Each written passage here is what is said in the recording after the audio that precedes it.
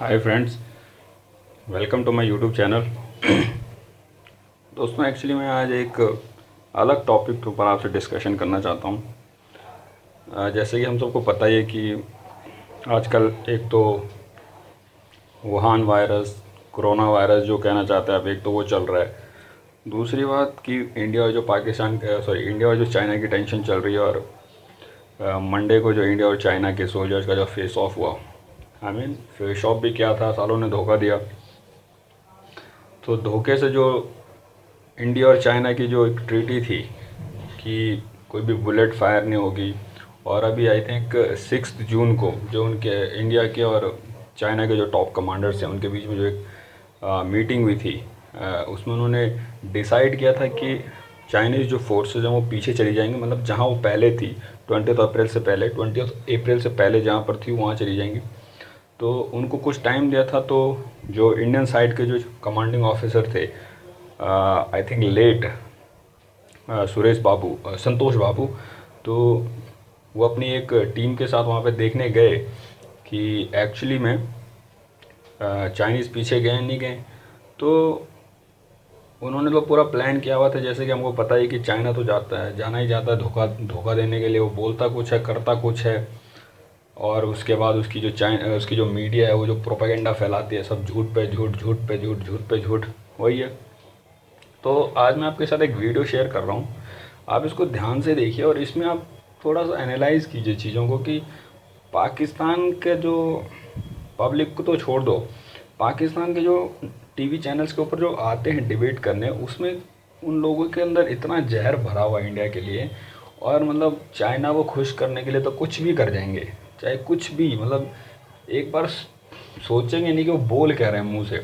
और क्या बोलते हैं, इस वीडियो में आपको देखने को ज़रूर मिलेगा, और आप ध्यान से सुनिए, खाली बातों को आप सुनिए और फिर आपको पता चलेगा। पूरा वीडियो एंड तक देखना और एक एक बात को सुनना, कितना झूठ बोलते हैं। मतलब कि वो कह रहे हैं वहाँ पर कि बुलेट्स फायर हुई थी, और क्या बोलते हैं इंडिया झूठ बोल रहा है। और पहले पहले यहाँ ऐसा बोला किसने कि वहाँ पे बुलेट फायर हुई? हमने तो ये कहा था कि जो रॉड थी उन पे उन्होंने कील को स्टड किया हुआ था और उससे अटैक किया था इंडियन सोल्जर्स के ऊपर। और फिर बोल रहे हैं कि इंडिया के जो हैं वो 38 मर गए, 32 मर गए। अब हमारे तो 20 कैजुअलिटीज़ हुई हैं, और उनके आई थिंक 35 तो कैजुअलिटीज़ हैं, और कुछ आई थिंक इंजर्ड भी हैं। ये तो यूएस के जो सैटेलाइट इमेजेस हैं उन्होंने भी कंफर्म करा है। तो ये पढ़ते लिखते तो कुछ है नहीं, खाली जो मुंह में आता बक देते बिना सोचे समझे। अब मैं आपसे क्या रिक्वेस्ट कर रहा हूँ, आप इस वीडियो को एंड तक देखिए और एक माइंड से देखिए पाकिस्तानियों का। एक तो करप्ट देश है, करप्ट देश, मतलब क्या बोले उस देश के बारे में जो भीख पे जिंदा है उसका, और इतना इतना रईस। बट आई थिंक एक चीज़ के लिए तो आपको अपलॉड करना पड़ेगा पाकिस्तानियों को कि उन्होंने इतना रईस है कि भीख मांगने के लिए भी पीएम रखा हुआ है। और जिसको हम इम द डिम बोलते हैं, जो 6 बजे के बाद चरसी नशेड़ी, उसके बाद उसको कुछ समझ ही नहीं आता कि करना क्या है, खाली ट्विटर पे अपनी भड़ास निकालता रहता है। इंडियन प्राइम मिनिस्टर को कुछ बोल दिया, इंडियन प्राइम मिनिस्टर, क्योंकि इंडियन प्राइम मिनिस्टर जब वो फ़ोन करता है पीएमओ में तो वो फ़ोन तो उठाते हैं नहीं, मतलब उठाना क्या, फ़ोन पे आते ही नहीं है, मतलब ये तो उसकी औकात है। तो ट्विटर पे फ्रस्ट्रेशन निकालता है सोशल मीडिया के ऊपर कि कहीं कोई रिस्पॉन्स आ जाए। इतने ट्वीट करे, आज तक पीएम ने कोई उसको जवाब ही नहीं दिया। तो उसको समझ नहीं आता कि उसकी औकात यही है। तो वो देश जो है वो ये कह रहा है कि चाइना से टक्कर लेके इन्होंने गलती कर दी है। मैं ये नहीं कह रहा हूँ कि जब आगे एस्केलेट करती हैं चीज़ें कि कौन होगा, लेकिन मुझे इतना तो प्राउड है कि अगर ये होगा, एस्केलेट होती हैं चीज़ें, तो आई थिंक चाइना को एक सबक तो मिलना ही चाहिए, क्योंकि ये ऐसे तो सुधरने वाला नहीं है। इसकी आदत पड़ी हुई है, क्योंकि इसकी जो पॉलिसीज़ हैं वो एक्सपेंशन पॉलिसीज़ हमको सबको पता ही है। साला सब कुछ अपना ही चाहता है कि जो दुनिया में जो कुछ है बस मैं ही हूँ, ये भी मेरा हो जाए, वो भी मेरा हो जाए। आसपास के जो नेबर्स हैं, समझो 80% जो साउथ चाइना सी है उसको खुद क्लेम करता है कि 80% जो है वो मेरा है साउथ चाइना सी। तो बाकी जो कंट्री है वहाँ पर कौन है भाई? मलेशिया है, वियतनाम है, इंडोनेशिया है, ताइवान है। ताइवान को तो खैर अपना ही मानता है। हांगकांग में क्या करो सबको दिख ही रहा है। तो अब मैं ज़्यादा बोलूँगा तो डिस्कशन थोड़ा ज़्यादा लंबी हो जाएगी। आप इस वीडियो को एंड तक देखिए और उसके बाद पाकिस्तानियों का माइंड सेट ज़रूर मुझे कमेंट कीजिएगा। Okay friends, okay, enjoy the video, thank you, bye.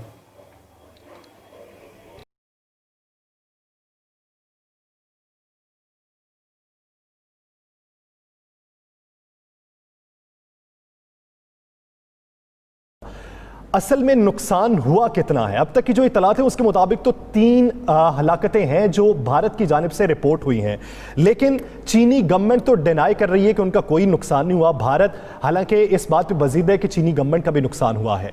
इस वक्त असल नुकसान है क्या और सरहदी सूरत हाल मजीद कितनी कशीदा हो सकती है? देखें यासर, बिल्कुल आपको मैं वो पिक्चर दिखाऊंगा जो हकीकत है। भारत ने कभी भी नहीं माना। भारत की जब फौजी पाकिस्तानी फ़ौजियों के हाथों जहन्नम साल होते थे तो उस वक्त भी ये नहीं मानते थे। और आज आप प्रोग्राम में मैं ये भी ब्रेक करूंगा कि अब से थोड़ी देर पहले जो इन्होंने पाकिस्तान के ऊपर पाकिस्तानी सरहदी इलाकों पे जो इन्होंने शुरू किया LOC पर, उसके जवाब में जो हमारी पाक फ़ौज ने जो जवाब दिया है उसमें इनकी कितनी चौकियाँ तबाह हुई हैं। और उनके, मैं आपको बता देता हूँ, उनके 6 फ़ौजी जो हैं वो जहन्नम वसल हो चुके हैं। ये मैं बिल्कुल आपको वो फिगर बता रहा हूँ। चंद दिनों बाद उनका मीडिया, जिस तरह चाइना में अब चाइना के हाथों हलाकतों पे आ रहा है ना उनका मीडिया, ये आना शुरू हो जाएगा। उसके बाद आप आ जाए चाइना। असल हुआ ये है कि भारत ये पूरा जब भारत ने देखा कि चाइना की बड़ी तादाद में फ़ौजें वहाँ मौजूद थीं, तो उसके बाद हमने पिछले हफ्ते में प्रोग्राम एक बाकायदा फुटेज दिखाई थी कि भारतीय फ़ौजें किस तरह वहाँ जा रही हैं। बहुत बड़ी तादाद में हमने वो फुटेज दिखा दी। ये गए तो ये भारत समझता था कि शायद चाइना के साथ उसी तरह लड़ा जाएगा जिस तरह इनकी भारतीय फिल्मों में होता है। जो इन्होंने भारतीय फिल्में बनाई हुई है ना, उसमें जो चाइनीज़ के साथ लड़ते हैं और दिखाते हैं जी उनको एक गन मारी, वो नीचे गिर गए, फिर फलां, ये अभी तक उनके तस्वर में वही है, उसी चीज़ को लेकर चले।